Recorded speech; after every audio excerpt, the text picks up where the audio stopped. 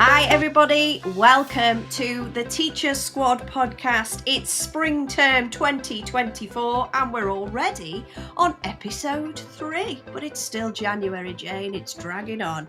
What have we got this week? Well, I want to know of the teachers out there who can do a school poo. Can you do a poo at school, or do you have to get home? Let us know. This is a way to increase our email interactions. Maybe or maybe not. Give it a go. We've crossed a line, but I'm also going to talk about crap in books. Yeah, we're going to talk to a wonderful guest who's going to tell us why maths matters and why Count Dracula is, should be the mascot for everybody.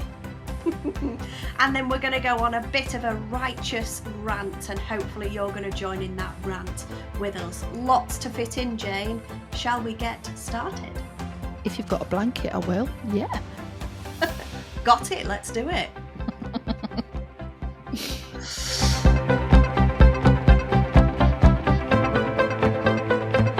So, Heather, have you got a shimmer of glimmer this week? I hope you have. Oh, I love that. I like the way you say a slice of nice. I feel like you've just put pressure on yourself to do a little rhyming thing every week. Oh. Yeah. Well, my shimmer of glimmer, I love that, kind of starts with a bit of, I don't like getting up early in the morning, Jane. It doesn't suit me. I don't like all these kind of people who say the morning is great, you should do it, you're more productive, whatever. Anyway, had to get up at 7 o'clock on Sunday to take my daughter to to take my daughter to a hockey match miles away, like an hour 20-minute drive away, up in Liscard. So I'm not necessarily the smiliest of people, but she's great company, and she says, can I read to you on the way? How nice. Lovely. Now, I am partial to a bit of an audio book in the car, but one better to have my daughter read to me. And at the moment, she's recently finished Hunger Games, and now she's on to Catch Your Death. So it's a YA by Ravina Guron. I don't think it's a sequel, but it's in the same series as This Book Kills, which she read and really enjoyed. She loves a bit of a murder mystery. I think I've told you that before.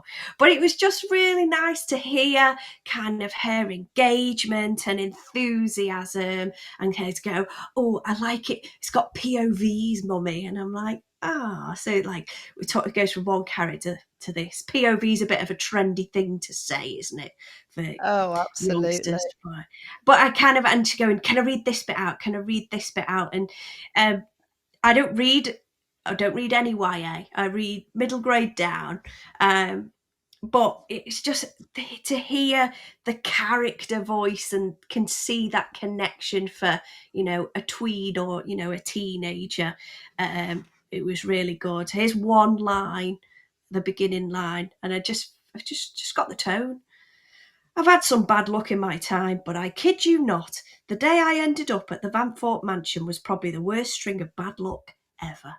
And that's how the book starts. But she also read out another line that was kind of like, crap, crappity, crap. This is the crappiest day ever, crap. And she just thought that was an utter delight as an 11-year-old. So, but yeah, to share the joy on an early morning drive, I'm grateful for that, Jane. What about you? Yeah, I love those sort of sporting matches, when you actually have to dress up really warm and then you get out and you see your breath. And yeah, I love a YA novel because you get a bit of snogging in there and crap. So yeah, It's good all there, all isn't it? round.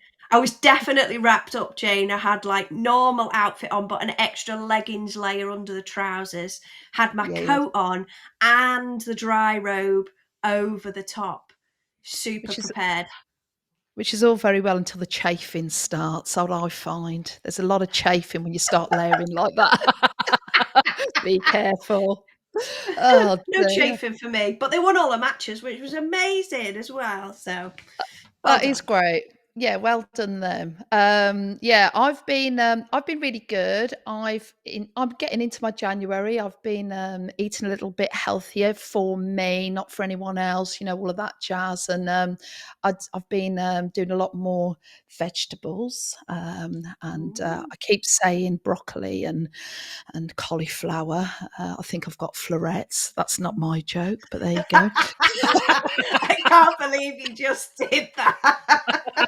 Move on, move on, move on. Move on. But what I'm grateful for, actually, and you were talking about this on the 22nd of December, the sun set at 3:48, and on the 24th of January, it actually sets at 4:37, which gives us an extra 49 minutes. And Wow. I'm really pleased to get out of that sort of dark, it's a bit like dark in hell, in it, for dark's sake. So, yeah, please, that's coming to an end. And then I was thinking, well, in this 49 minutes of more light, have I been using it wisely? And I was in a school in Coventry last week.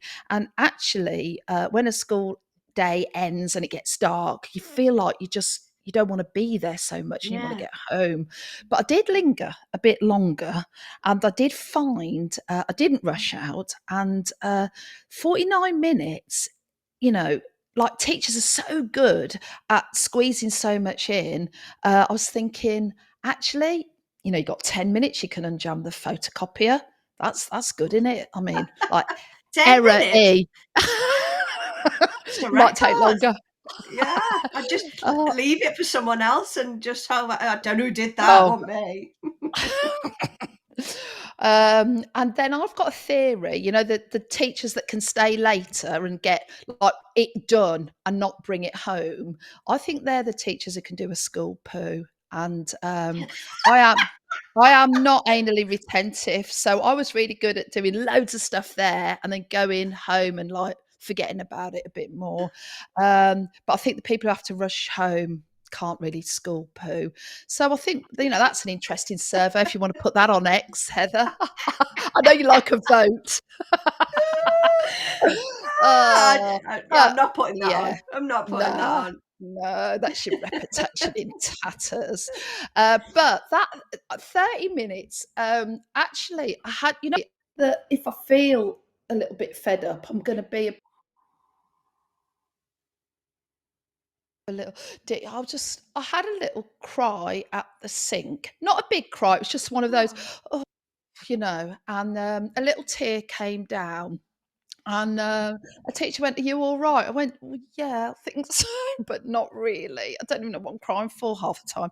And we just ended up chin wagging about her under the sea topic because she just thought, "Oh my God, I've got this woman who I barely know crying at a sink. Oh, life." And she just started showing me this work, which involved an octopus and his tentacles. But of course, they weren't tentacles, were they? They were very long tentacles. You predict the spelling mistake. And and it just was a reminder. Actually, after that, I did feel less stressed, and we kind of know that, don't we? If we can just stop for a bit, and you know, I mean, I didn't know her very well. She didn't know me, but we were able to join together under the long tentacles You're and building an just, image. yeah, and I think a little bit wee came out, and it was I just felt a bit better. Just felt a bit better, a bit wetter on the way home. But yeah, it was great. And that's really important, isn't it? Just forget about the horrible stuff that work can really get you down and just connect and have a chin wag and a chat. So yeah, that's my little glimmer. It was good. I enjoyed it, and I'm just think everybody should poo at school and then just have a little chat, and then everything will be a bit nicer, I think. Now there is a campaign we could put out there. See, I'm all for the connection, but I am very, very easily distracted.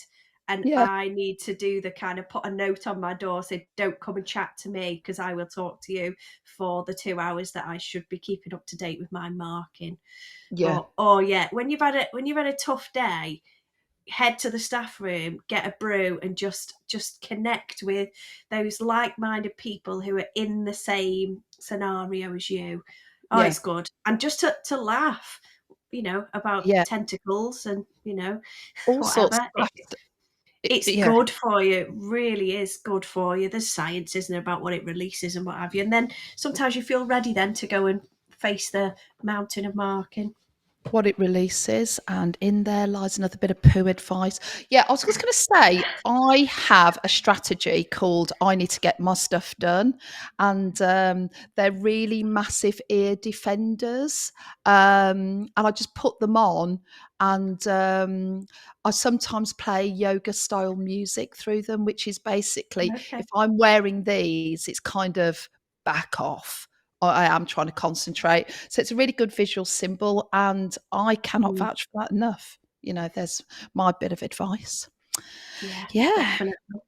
Well, we're going to switch up the order a bit today, Jane. Is that all Okay. right? Yeah, I like it. Just adjust your visual timetable for your literacy, sorry, your Teacher Squad podcast hour.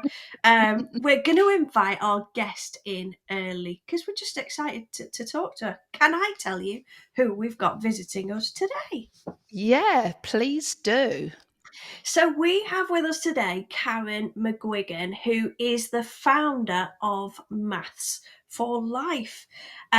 She set up Maths for Life to help parents help their children, but now she is helping educators in this country and around the globe as well.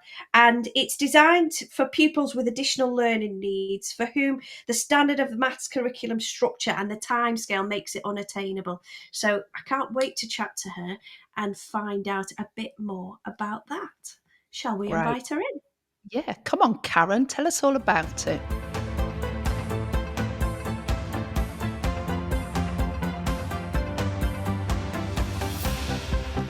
Hi, Karen. We're delighted to have you here. And just to get us in the mood for numbers, I've been thinking about my own life as a mathematician and growing up. And actually, when I was really young, my favourite number hero was Count Dracula from Sesame Street. Do you have a number hero who has inspired you or has inspired children that you work with to get excited by numbers?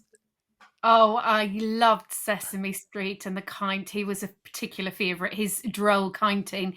But my hero I got to meet last year, which was Johnny Ball. Think of a number. Oh, And wow. I've got my signed book from him. But he was probably what in the initial inspiration. I loved watching everything he did. And then the progressed on to the engineering is ultimately what I ended up qualifying in, but the numbers was him. Yeah. Yeah. Oh Oh, my goodness. That's flooding back memories for me, tomorrow's world as well, just like that fascination with sort of experts who could kind of unlock patterns. And yeah, Johnny Ball was brilliant, wasn't he? It really was. Definitely ah, was. amazing. I've met him as well at a STEM conference or whatever, but pretty cool. Yeah. I just wanted to ask you whether you had a favourite number, Karen. Do you have a lucky number? A favourite number? Do you know what? It's actually 42, but it's nothing to do with a Hitchhiker's Guide to the Galaxy. It's actually my favorite multiple, 7 times 6. Don't know Uh, why, but it's just one of those ones that always stuck with me. So, single digit number would be 8. So that would be the number I'd choose if you were asking me to pick a number between 1 and 10. But my favorite number is 42, 7 times 6. See, now that you've Mhm. told us that, I could say I'm going to predict the number you pick, like a magician, couldn't I? You're thinking of a number; it's between 1 and 10. We could have our own little show, Karen. let's move on. But I do like the way that your answer was very mathsy, not just some random number. It had a multiple reason. I want to talk to you, Karen, about the independence hierarchy that you have created within Maths for Life. Just tell us about that and how it really helps teachers help children. So the backstory comes from COVID, and actually the difference in what happened in COVID when parents were sent home or children were sent home to their parents to educate them, and schools were sending back work, and this disparity. But they can do it at school. Why can't they do it at home? And parents were seeing something different, especially parents of children with SEN. And what we realized quite quickly was it was about the language. It was about they can do this, and it was a statement, and that meant something to somebody else. It meant something to somebody else. And I always liken it to in Lance's education, health and care plan, it says he can dress himself. And I always laugh and go, not entirely true. He can dress himself if I buy the clothes that are slightly larger, that are elasticated, no zips, no buttons. If I orientate them in the right way, he can get them on.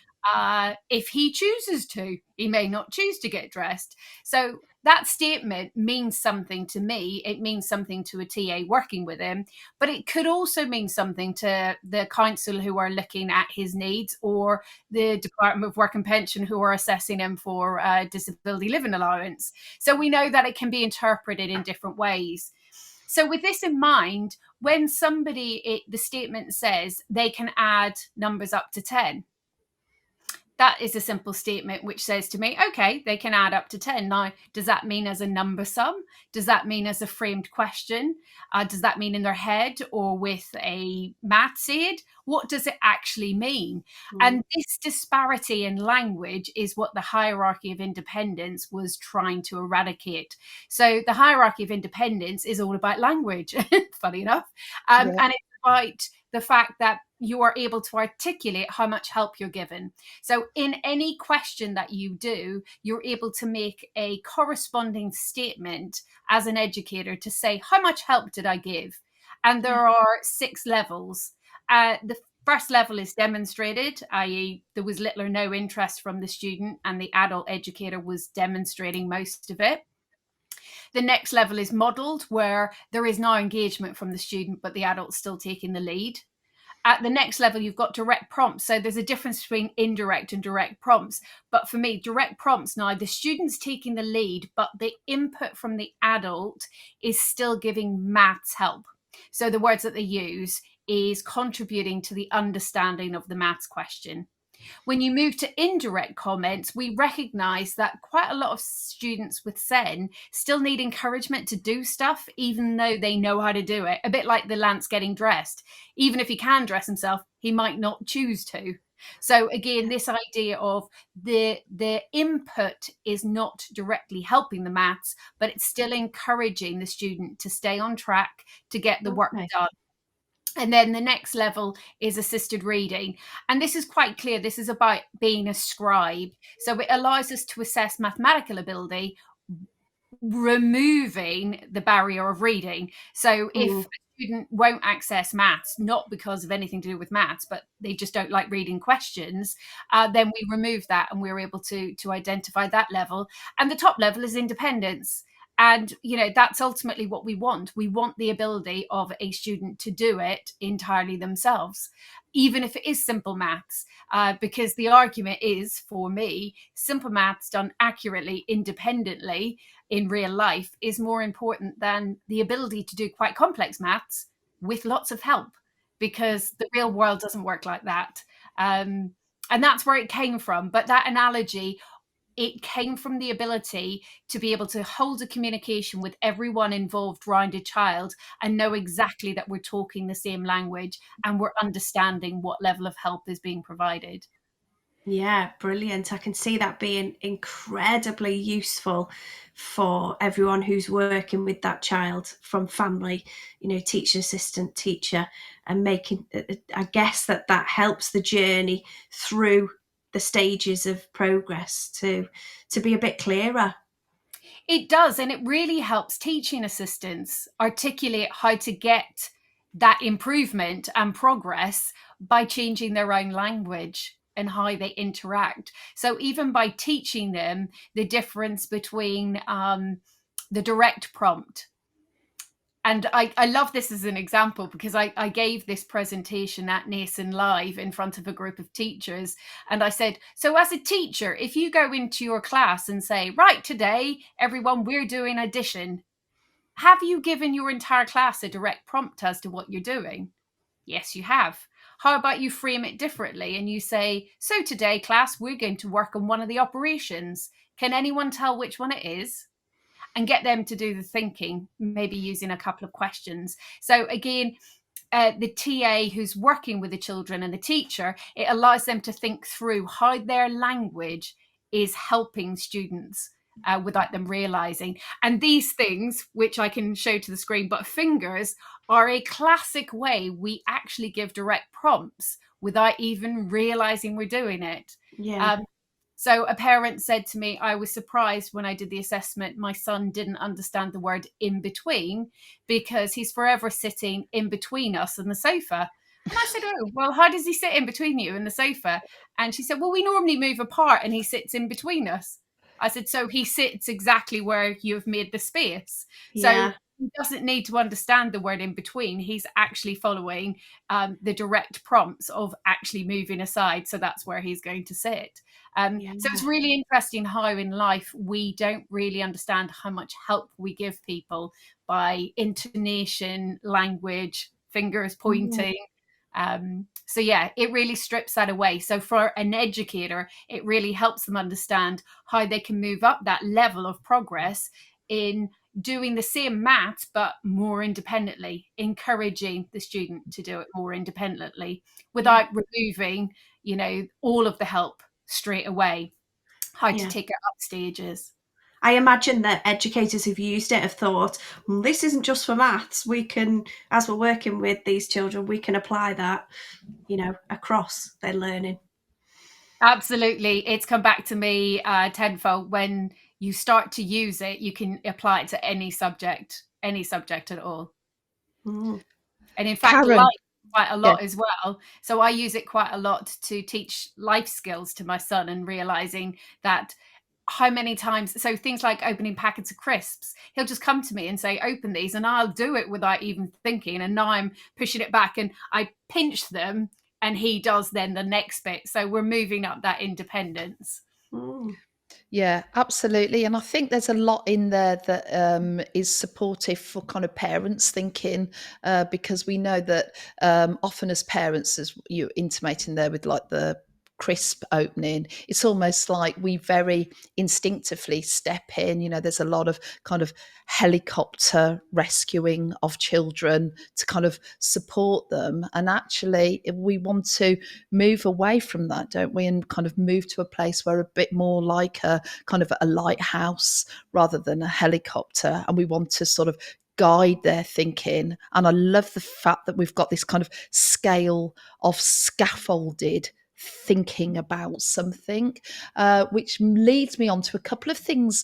I was listening very closely there to you, Karen. Do you think in our current curriculum, there is enough real world maths, not just for SEN children, for all children, that application to the real world? Do you think we do that well enough within our curriculums? And then sort of related to that, do you think there's stuff that we can learn through kind of mainstream sort of teaching from how you're working and apply that into our work for kind of the broad spread of attainment within our classrooms? So, taking the question about the curriculum, no, I'm quite vocal about the fact that there is not enough real life maths in our curriculum. Our curriculum is heavily focused on methodology. So, that is the ability to do rather than the ability to understand. And we've got caught in this situation where somebody's good at maths if they can recite times tables, which is a function of memory. It's not actually a function of understanding. So we have lots of children who are able to absolutely recite all the times tables, but can't answer questions that are framed in reality because they don't understand what the question is actually asking. So I do believe that we would be better placed moving from the sum and recall type methodologies into lots more conversational and real and applied maths. I did take part in a conference in October last year looking at the future of the maths curriculum with all of the kind of key parties in across the UK. And that was really interesting, where collectively we all agreed that there is a lack of applied maths. And if you look at it, I'm going to say this, but in quite a lot of the schemes of work, applied maths in the statistical handling and data handling is the last topic in the summer term. And it's quite often dropped off or not got round to because of school shows and sports days, etc. And for me, applied maths, so the ability to data analysis, tables, charts, understanding how data is represented, understanding how to represent data, understanding what data means, all of that is actually hugely important. The Maths for Life program, we actually include it every week as part of our maths. So the applied bit is completely integrated, and that's showing real world maths. Where do I use time in timetables? Where do I use the ability to see more and less in stock counts in a cafe? Understanding what I need to order more of. So we do quite a lot of applied maths and seeing it in the real world. And it's really important for our children, because at the moment, children don't necessarily understand why they need to learn maths, because quite often they'll use the term, but this doesn't make any sense. We don't use this daily. I don't see you using this in my life, or I don't know where this is used. And the ability to use applied maths shows you where you use it in everyday life. And when you show them its use, they're more engaged, more interested in learning what they want to learn. So taking what we know about SEN into the classroom is you can do maths, mainstream maths, by just talking. Some of the most powerful maths lessons do not involve any sums. They could just be about talking. I'd like to give you an example of what I mean by that. But in lockdown, my son's teacher, my eldest son, who doesn't have learning difficulties, said to me he wasn't doing his 144 club quick enough, which is all his times tables. It was meant to be in under 5 minutes. I don't know why we ever need to do that, because I've never had to do that in my life ever. But I said, well, okay, but he's not impassioned about it, and I don't feel the need that I need to sit down and train him how to do it. And she was like, but this is what we need. This is what we need for our statistics. He needs to be able to do it. And I was like, okay. But the same boy has just had a conversation with me about the probability that he'll get a house tie next year when he's in final year at primary school. And we were working through the probability of how many classes, how many boys versus girls in each class, then the conditional probability of after the first term, if he didn't get a tie, the actual fact that obviously there were less in the pool because those who got it in the first term wouldn't actually get it again in the second term. We had this whole conversation, and I went, that's somebody who knows and loves maths and is not bound by that need to write stuff down, that we can actually have a hypothetical conversation and understanding. And that, to me, is where we need to have more in our mainstream maths. We need to have more of those life conversations to bring it all together, rather than sitting down and recalling things. Yeah, and hopefully when they do redesign the maths curriculum, we can get rid of Roman numerals, It's like... And times tables up to 12. We don't need that. Can we just go to 10, please? Yeah, please. Can you make it happen, Karen? Oh, I'm trying. So, secretly I've got I'm going in under the radar. Maths for Life is rolling out in mainstream and special schools as an alternative curriculum. The Department for Education know that I'm doing it. Ofsted have seen it. So as far as I'm concerned, it is already done. It's just we haven't officially rolled it out yet. But we're getting there. But I do agree there is lots on the curriculum. Even one of the aspects that's missing in the curriculum, which we're picking up, is the money side of it. So it's quite archaic what we do, but working out how much change you get is completely irrelevant in today's world. So we do need to change it very quickly. Yeah. But even if we knew what the alternative curriculum is, it will take at least 5 years to roll anything out, and that's at top speed. Yeah, I think most teachers are leaving in the next 5 years, babe. So maybe the new fresh ECTs are up for it, so we'll be all right. They'll be coming to work for you, Karen. They'll be like, is there any jobs at Maths for Life? This sounds great. I will, in 5 years' time, I'll be willing to employ them all, and we'll do it in a different way.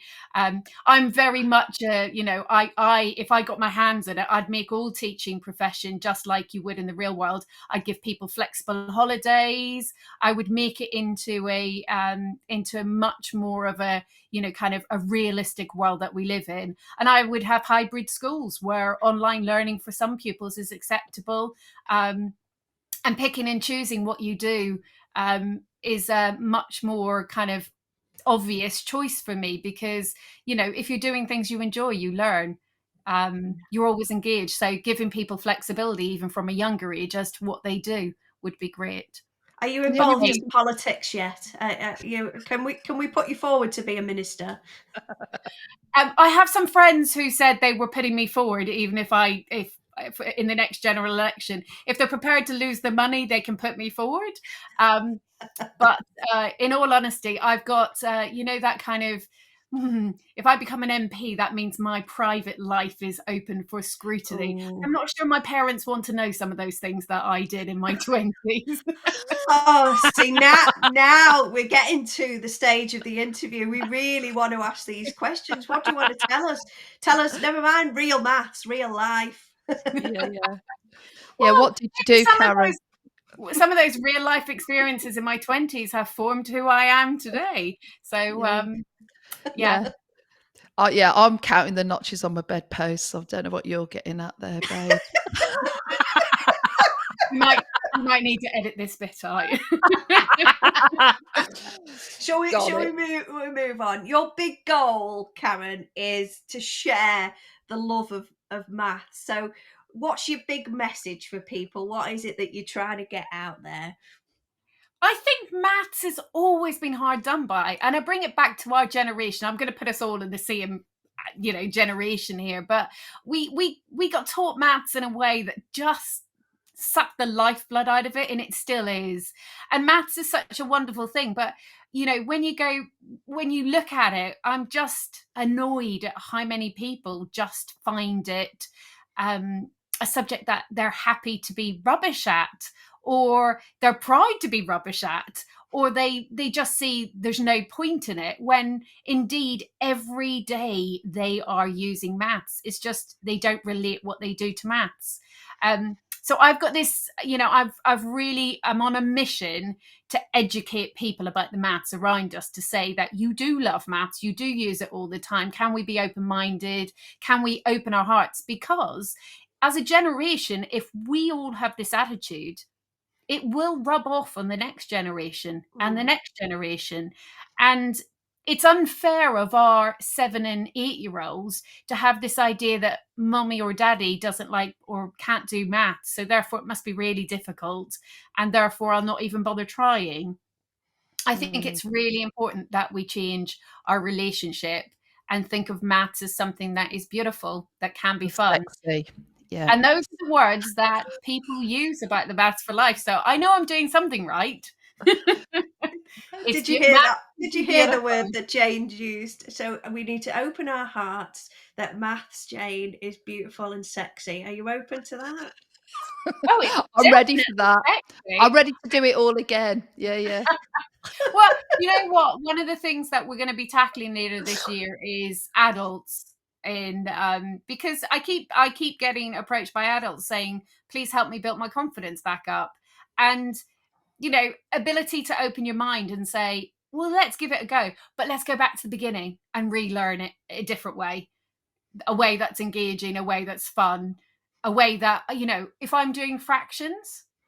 I'm talking about pizzas. I'm talking about cake. I'm talking about chocolate bars. I'm talking about things like, when we're measuring, glasses of wine, bottles of wine. I'm very relatable. Crates of wine. That's what we talk about. Oh, Karen. That's It's a maths amazing. lesson It's I'd like to amazing go when, to. yeah, it's amazing when you relate it to things they understand. Like I've done some one-to-one tutoring. I've only done it a handful of times, but it's always been with women like ourselves who want to get back into a profession but maybe don't have a GCSE in maths and need to get their functional level 2. And one of the things that they always struggle on is percentages. Until I tell them to justify the pair of shoes or the handbag they've just bought to their other half because it was in the sale. And it's amazing how quickly they understand percentages then. And it's like everything else, is when it's related to you and when you can actually see it, when you need to, you do understand it. We're just So very there you go. me-centric, aren't we? If it's about me, then I care. And if you can figure it out to justify the handbag and the sale, you can justify it and understand it in any other context, because what you do is you go, remember the one that we worked out with your handbag? And they go, yeah, they remember the sequence of events and how they actually do that, so they can apply it to anything else. So that's it. It's relating it to things. It's real world maths. It's as soon as you relate it to something that they understand, it becomes infinitely easier to remember how to do it. Yeah, brilliant. I think there's going to be lots of teachers who really inspired by what you've been talking about. They might not have heard of the Maths for Life programme, and they might think that's what we need in our setting. Where can they find you? Where can they get in touch with you? So the Maths for Life website is mathsforlife.com. I still can't believe to this day I got that website, but if you Google Maths for Life, it comes right at the top. So it's very easy to find. And we actually run normally once or twice a week Q&A sessions, so you can book in through the website and come and meet me. I host them, and you can ask me any question, and I love them because people book in but I'm not really sure what to expect. And on one call we had somebody from Australia, somebody from Malaysia, somebody from Canada, and 3 people from the UK, a teacher, a Senko, and a TA. And that's how random my Q&As are, but it's really good fun. And I get to show people the background and behind the scenes of the kind of the program and what it's about. So I'm very available to people who want to find and know more about it. We also have a brilliant network of schools who are doing the best to recommend us, and we've just launched the Send School Network. So we're having our second Send School Network event tomorrow. And that's because I don't implement it. I've written it, I've got all the ingredients, but I'm not in the grind implementing it. And our Send schools are finding that talking to each other about how they do things is helping each other out. So we formed the network to let them talk. So we've got a lovely following, both parents and schools, and we're lucky that we've obviously gone international as well. So if you're listening to this outside the country, feel free to join as well. Well, we hit the Bermuda Education Podcast chart, so you just watch this space. Maths for Life is getting its Bermuda shorts on and heading out to the Triangle. There's your maths link. Well, if I get a call from or an interest from Bermuda, I'll come straight back to you. Yeah, we're on commission. I've not ticked the Caribbean, but willing to go out and train if necessary. I shouldn't say anything. I'm getting to Jersey to train at later on this year, so that should be really good fun. But yes, we have got inquiries from a number of, and it's being used in quite a number of English-speaking countries across the globe. A big following in New Zealand, but I've yet to go out there and train. You're just dropping it in there now, aren't you? She's manifesting it. She's putting it out there in the universe, and then it'll come back to you. Training in Bermuda. Training in Bermuda. For the entire family with large swimming pool and Wow. a bus-duck bar. On that beautiful, dreamy setting, I'd like to just say thank you, Karen, for joining us in the Teacher Squad podcast. It's been really, really good to talk to you. Thank you, Thank Karen. you so much for the opportunity. It's been a real pleasure. Thank you.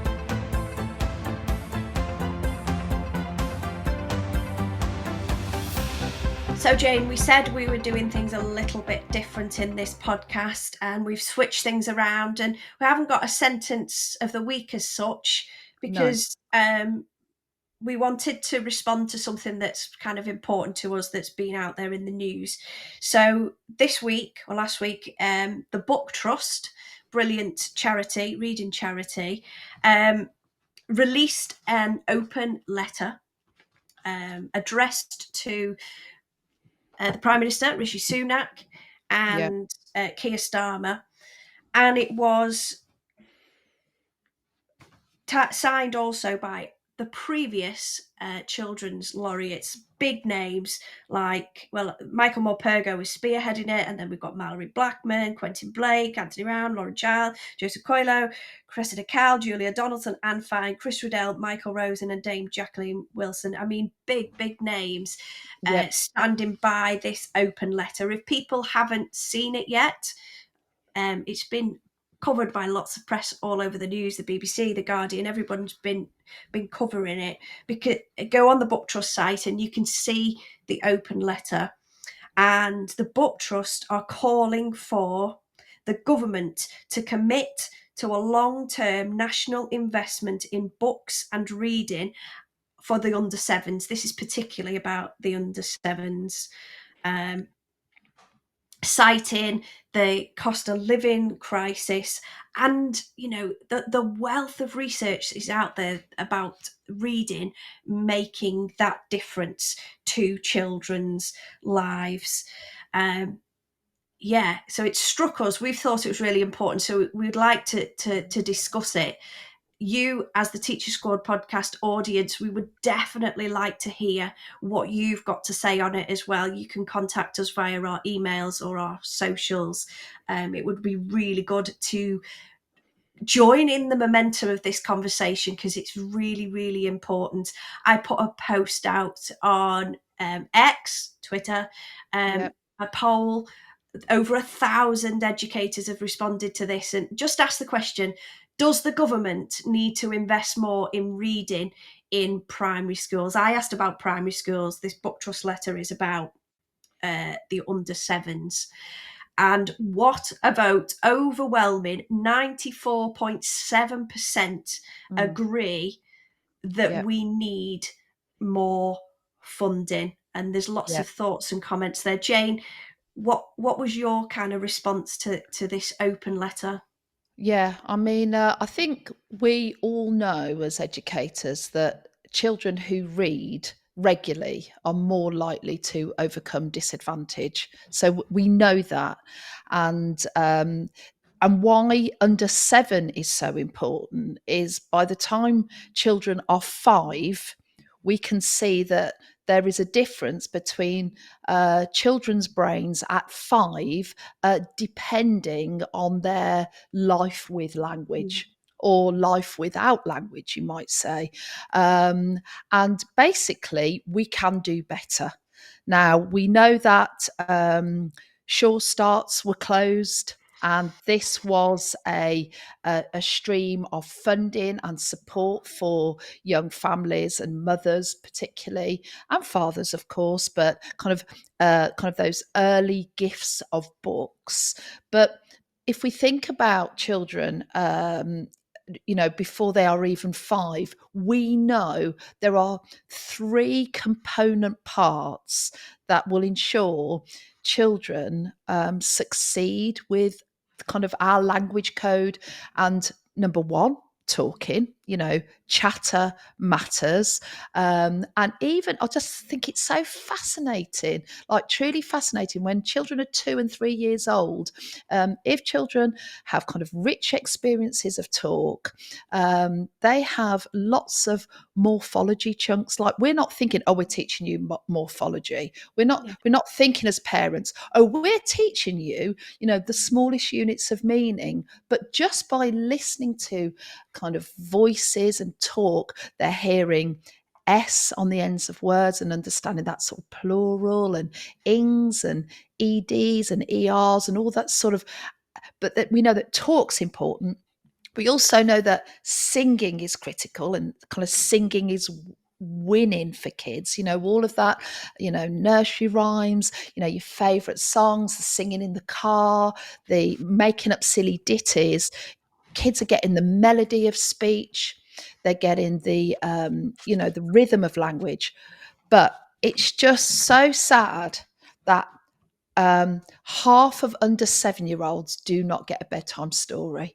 Mm. And reading is just so intriguing for children. They are learning the conventions of print right there. And we, as we are advocates for children. End of. That's our moral duty as teachers. And we can see that there are kids who are missing out from the treasure trove that are books. And it's we're at a tipping point. Words work, they're a game-changing difference maker. And what is the government doing, quite frankly? I mean, where is their level of support? And we've got to do much better, because the children who aren't getting that important start in life with books, the gap widens, it hardens, and that attainment gap gets really rigid. And we see it. We can tell as teachers.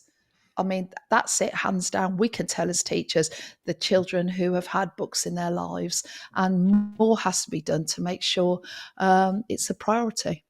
Definitely. Sure Start was something that jumped to my mind immediately. Yeah, And I think it, things like Sure Start, because it was such a flagship thing for Labour, I yeah, think that's part of its kind of downfall. Now, the government now have got these family hubs, and will tell you that they've got lots and lots of those, but actually the number of Sure Starts that closed, and the loss of that work, we almost need to go a little bit under the radar. We don't want this to be any party's spearhead programme, or it needs to be something that's done well, sorted, and that it stays. We don't need to be fighting for this each time, governments change. It shouldn't need to be part of any kind of election manifesto. This just should be what children in this country get, because it's what they deserve. If you listen to the government, they'll tell you about how they're funding schools and things are much better.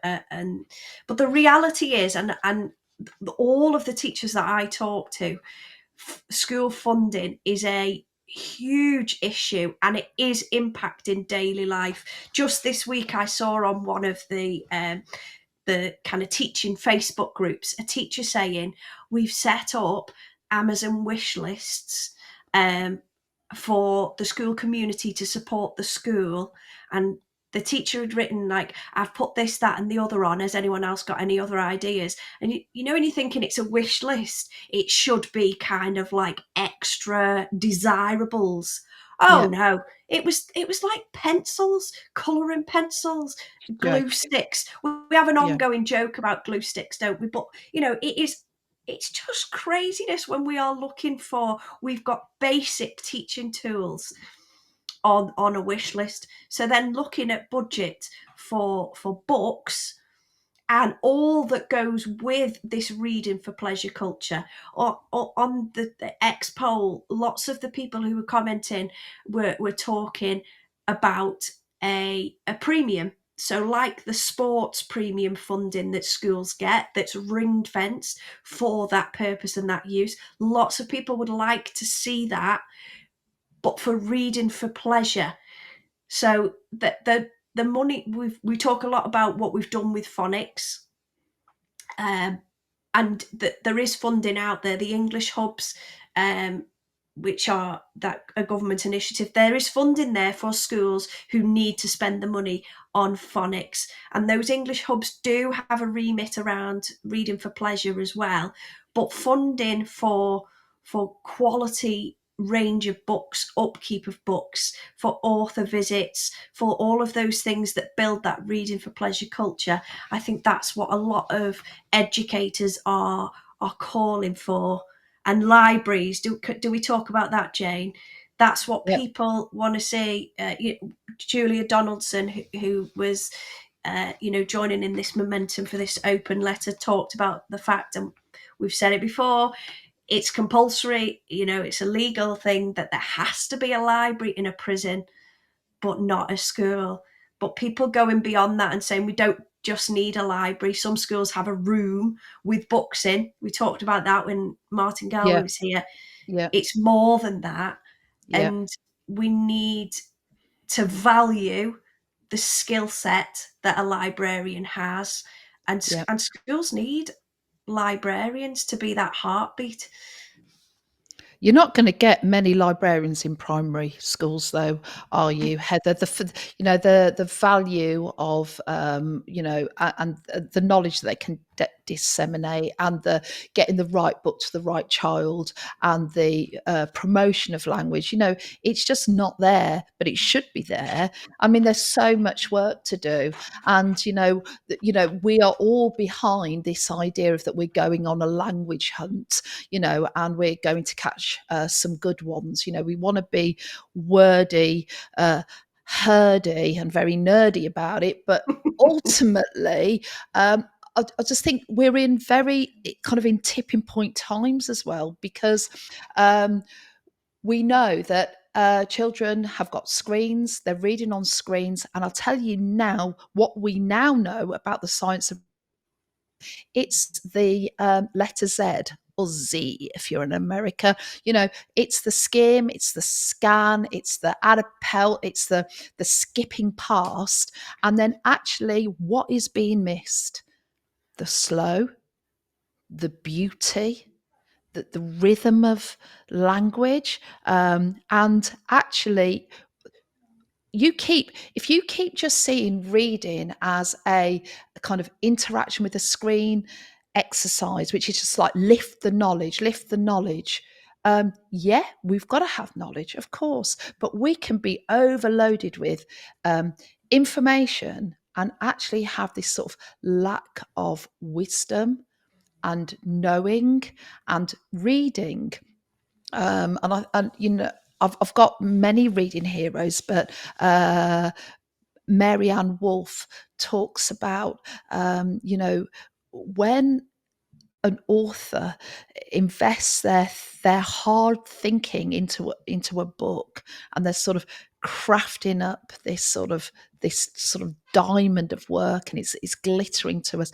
She said it's often like a petri dish, and that actually it's been left behind for us like a book, so that we can then come along and interact with it, and we can grow our own thinking through that book. And it's really important that we get to the detail of reading, we get to the deepness, and we don't miss the beauty, because reading gives us other perspectives. And there's never a time that we needed other perspectives and more empathy, and books help us enter a world and pass over. And we've got to be really careful that in this time we've got to value and treasure the book, the print, because it is a different. We've got to freeze it. We've got to make sure that it's not kind of a scroll on by, because that skim and scan is very different from deep reading. Yeah. And children are going to lose out if, in our screen age, if we don't help them slow right down and begin to see the interplay between all the smaller stuff. It's so critical. Yeah, It's so definitely. critical. I think that there's lots of layers about this funding, isn't there? And some people have Yeah, pointed out about teacher training and how much focus or lack of there is on um, teachers learning how to teach reading, but yeah. also how teachers can develop that reading culture as well. I think There's there's so much work to do. to go. There's so much to do, isn't there? And there isn't like a magic wand, and it needs layers. It needs to be thought through it and kind of phased and implemented. I Yeah, mean, when we trained, we weren't taught how to teach phonics, and then we've learnt that on the job, and now, we really know that really well. But there's such an important part to, um, you know, helping children perceive themselves as a reader. And yeah, and I always go back to, if you look at the education endowment foundation work under the reading house, all of the rooms in that house, children have got to feel confident that they can skip through those rooms and see the interconnections between them and see how it all links up. It's there's so much to do with reading enjoyment, because they've got to not only be able to read like a detective, and really understand what that means to read like a detective. The only way they're going to get there is if they've got a wealth of books, because it's not just reading like a detective, it's being able to see not like the layers within reading, but then the layers beyond reading, how it talks to their lives, how it interconnects with other books. That's why, you know, a couple of books in the corner of a classroom isn't going to be enough, and children's sort of, it's what you were talking a few podcasts ago about your daughter kind of kept phasing in and out of love of reading. I mean, she'll feel better on a YA novels now. There's going to be snogging involved and craps. But it's like helping children with that sort of rhythm of reading as well. And yeah, you're right. We need strong levels of CPD. We need mm, strong levels of kind of teacherly guidance. We need strong levels of kind of support for planning and thinking about your curriculum. And then what I always say, it can't just be, oh, we've got a few scatter cushions and an IKEA leaf stuck in the corner. We've sorted our reading curriculum. It's not about, oh yeah, we've got a few Christmas lights up. Boom, done it. No, it's about the teaching and learning exchange of deep reading. There's so yeah, much work to do, and it needs proper government funding and commitment at a very strategic level yeah. to make a game-changing difference. And it is actually disgusting that we need a letter. I mean, sorry, you know.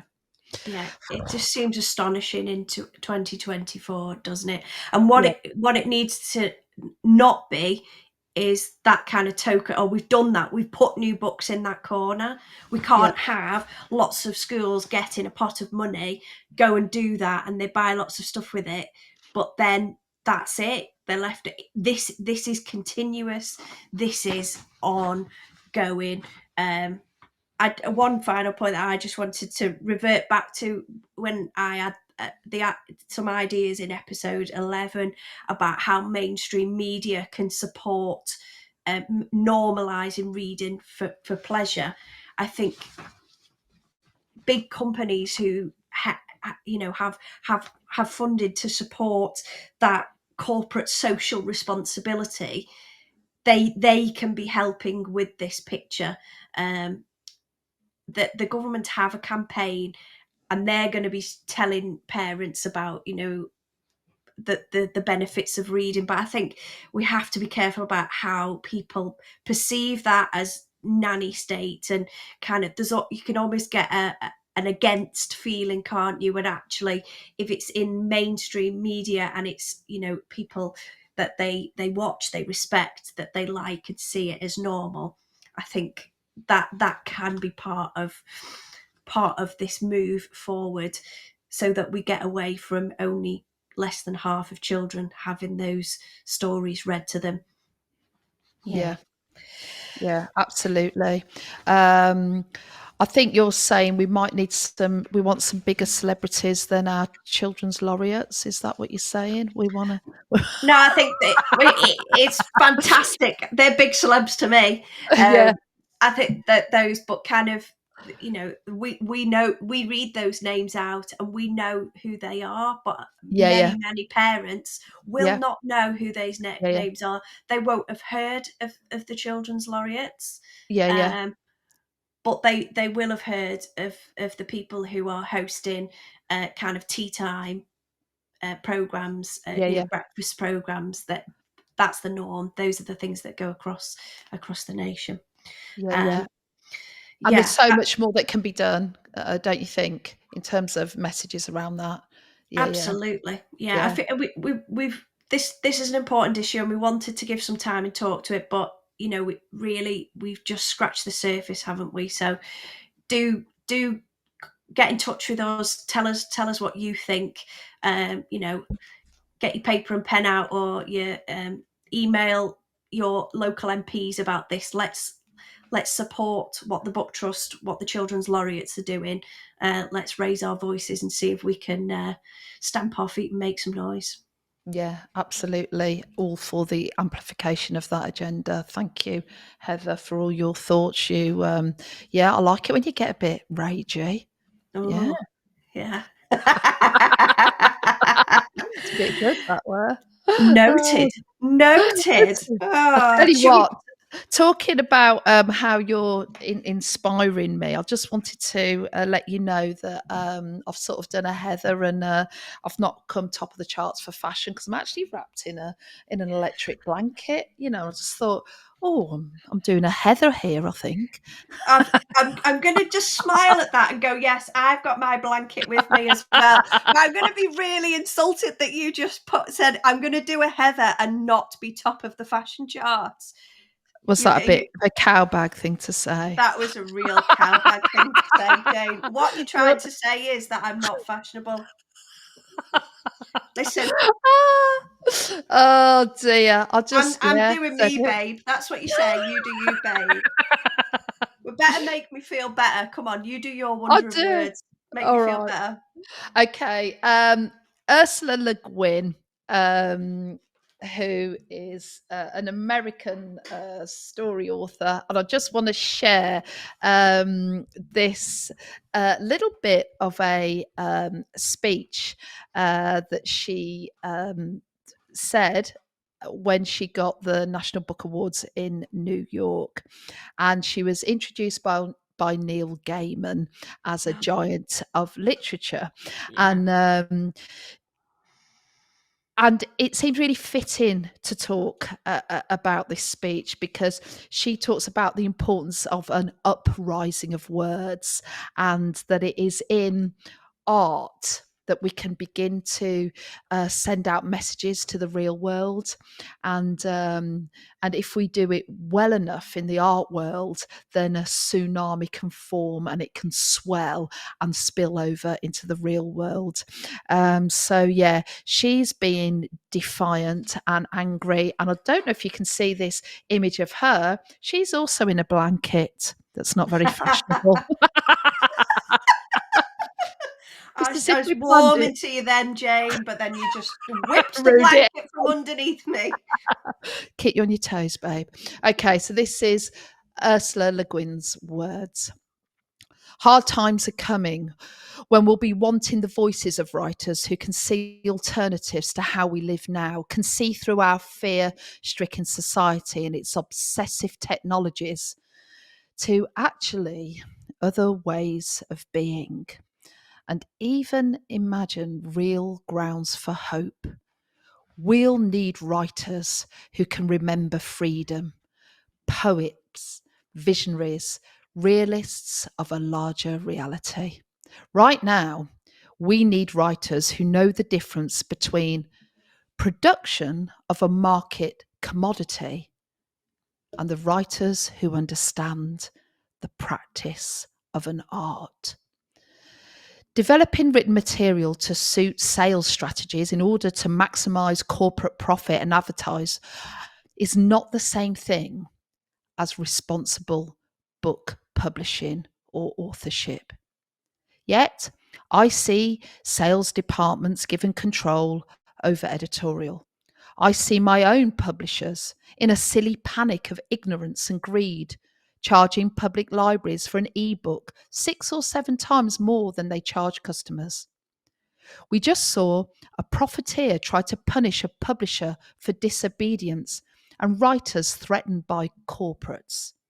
And I see a lot of us who write the books and make the books accepting this. Look, books aren't just commodities. The profit motive is often in conflict with the aims of art. We live in capitalism. Its power seems inescapable. But then, so did the divine right of kings. Any human power can be resisted and changed by human beings. Resistance and change often begin in art, very often in our art, the art of words. I've had a long career as a writer in good company, and here at the end of it, I don't want to watch literature get sold down the river. We who live by writing and publishing want and should demand our fair share of the proceeds. But the name of our beautiful reward isn't profit. No, its name is freedom. Wow. Very powerful. So it's a moment, I think, on the podcast for words, the power of words, the power of books, and the important thinking, deep thinking and freedoms that it gives to all of us, and how we can kind of work together to make a difference, actually. Yeah, absolutely. My Wonder of Words Yeah. is inspired by one of our virtual author events that we hosted last week. Excitingly, it was on the publication day of the book, which was really good.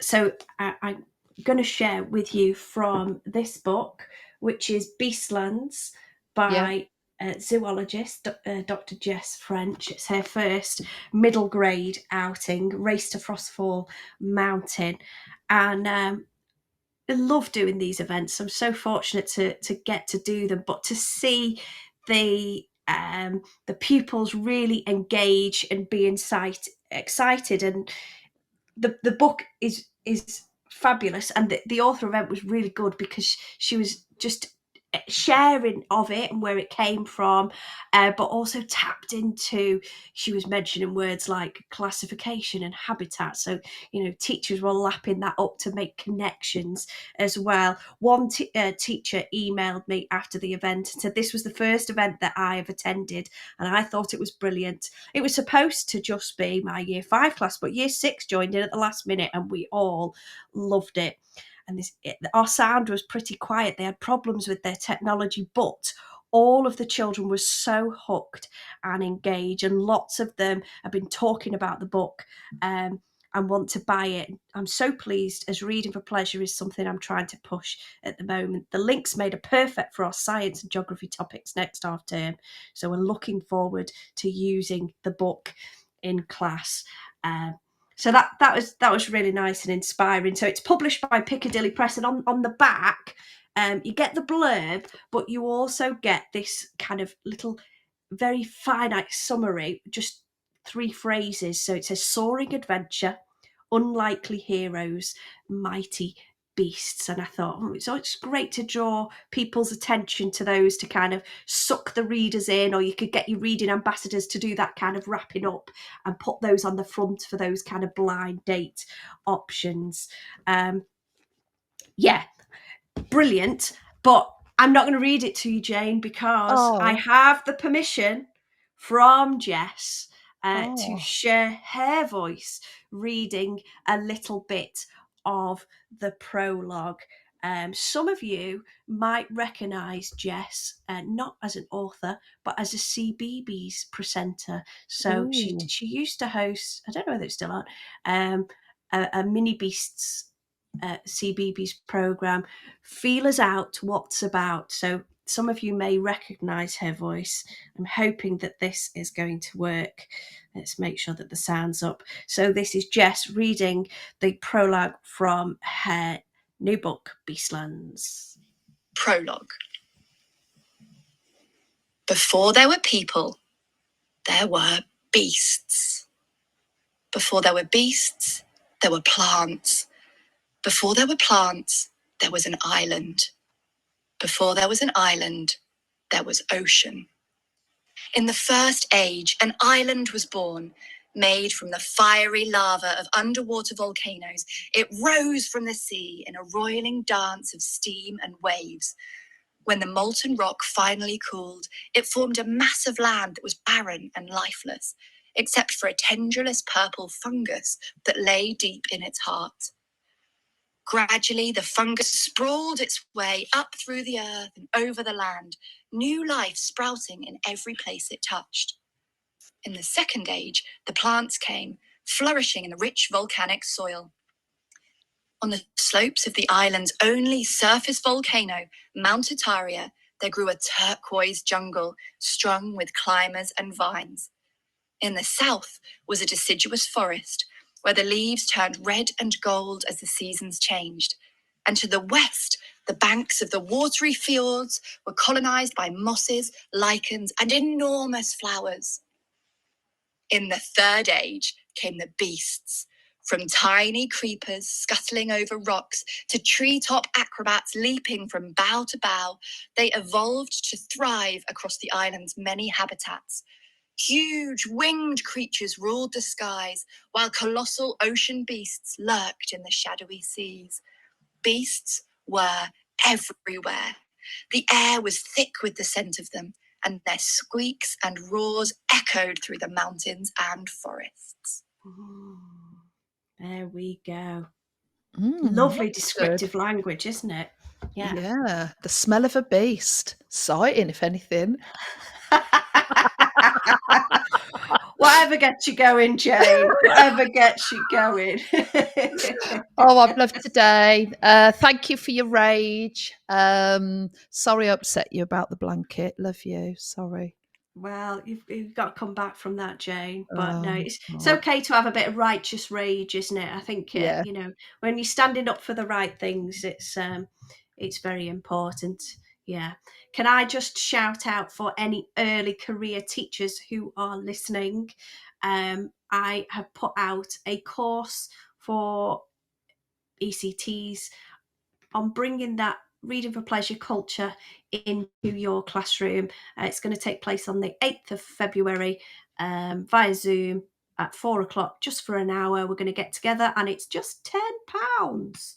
What a bargain. That's great. That is a bargain. And I'm doing a shout out for some demonstration teaching. I'm in Grimsby this week, Coventry next week. So if you want to see the right stuff in action in your school with your kids, well, you know, I'll go anywhere.